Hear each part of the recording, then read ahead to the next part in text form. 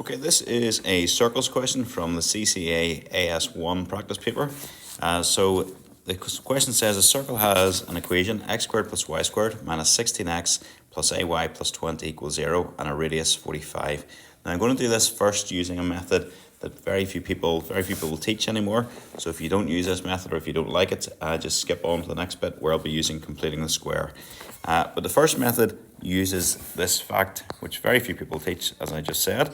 X squared plus y squared plus 2gx plus 2fy plus c equals 0. If you have a circle in that form, then minus g minus f is the center of the circle, and more importantly for this question, g squared plus f squared minus c, the square root of that is equal to the radius. So if we look at our question we have here, whatever is multiplying the x, that's your 2g. So 2g is equal to minus 16, which means g is equal to minus 8. And whatever is multiplying the y is the 2f. So 2f is equal to a in this case, which means f is equal to a over 2. And your c is this, so that is going to be c is plus 20. Now we're told in this question the radius is root 45. So root of 45 is equal to g squared. I'm just going to write that down. G squared plus f squared minus c and the square root of all that. So we could say then the square root of 45 is equal to minus 8 squared plus a over 2 squared. Just be careful with that. And then minus 20. Okay, now from here, we're just sorting this out to try and find what a is. So square both sides. First of all, you get 45, and then get rid of the square root then. And then if you do minus 8 squared, you get 64. A over 2 squared, this is where people make a mistake, is a squared over 4, and then minus 20.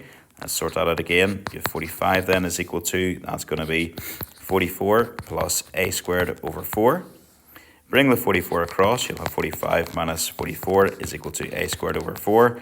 1 is equal to a squared over 4, which means 1 times 4 is equal to a squared.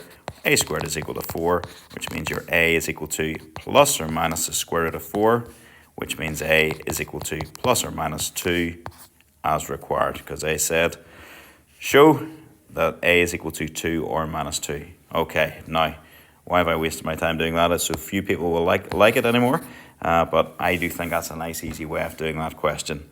The next way of doing it is by looking at this thing, x squared plus y squared minus 16x plus ay plus 20 equals 0. And what we do is we complete the square. So let me just write that down again. I'll scoot on down here, down here. So, or this is our second method, which most of you will prefer, which breaks my heart. X squared plus y squared minus 16x plus ay plus 20 equals 0. And using the completing the square. So I like to group my x and my x squared term together, group my y squared and my y term together. Sorry, I'll just leave the 20 here. I'll leave it on this side just to cause less confusion.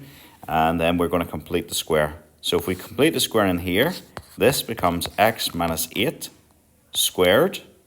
And that means, I've got my 20 over here, I would need to take away my minus 8 squared again.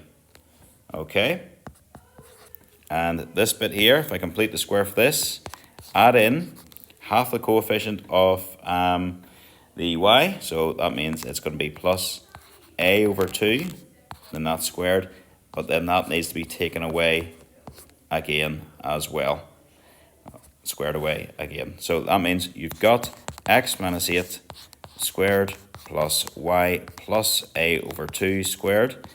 Everything else clears over the other side, so you'll have the minus 8 squared, and then plus the a over 2 squared, and then minus 20. And remember the form of this. This is now in the form x minus a squared plus y minus b squared equals r squared. That means that would have a center, that type of circle would have a center AB, and the radius equal to r.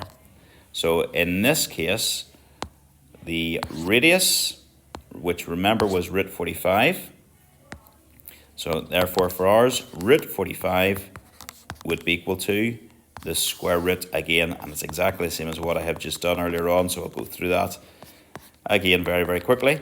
So we then want to just find that out, so square both sides, you'll have 45, square the root on the right hand side, it disappears, square the minus 8, you will have 64, and then plus a squared over 4 minus 20, tidy it up, that's 45 is equal to 44 plus a squared over 4. That's then 1 is equal to a squared over 4, or 4 is equal to a squared, which means a is equal to plus or minus 2 again.